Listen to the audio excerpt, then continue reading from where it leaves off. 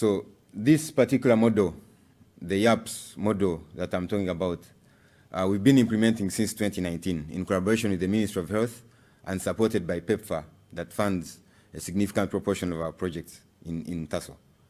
And it was adopted from the Zvandiri model, the CAG model in Zimbabwe, following a South-South learning visit supported by the Sequin project implemented by ICAP. And I really appreciate that project.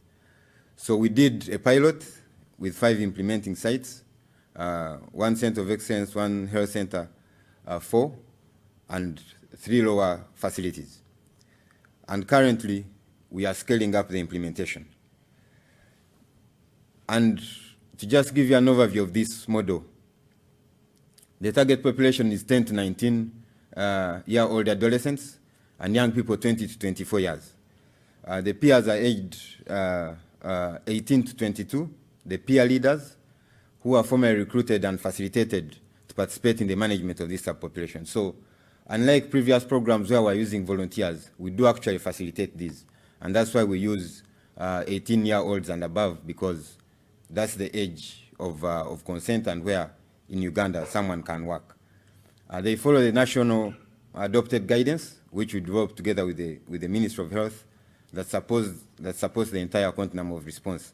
And they participate in the performance review, in the design, monitoring, and implementation of this program.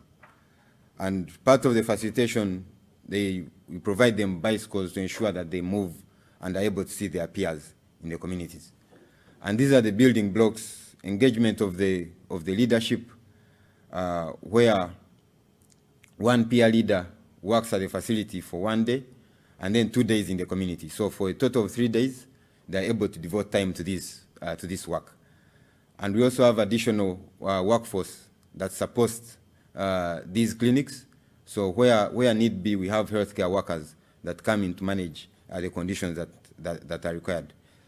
They do follow up and support retention activities, both in the facility to provide counseling, but also in the community when their colleagues are lost. So there's a lot of play, there's a lot of play therapy, and we do encourage the peers to feel free, because it's then that they are able to communicate freely, whatever challenge they may be having. So the target is to address the complex health needs of the adolescents and young people. And this is a population where we've been struggling to get good outcomes.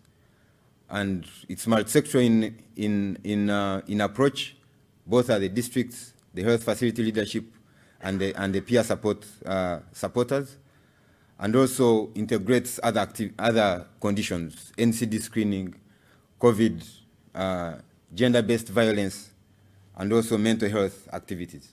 And we do link these to the OVC services.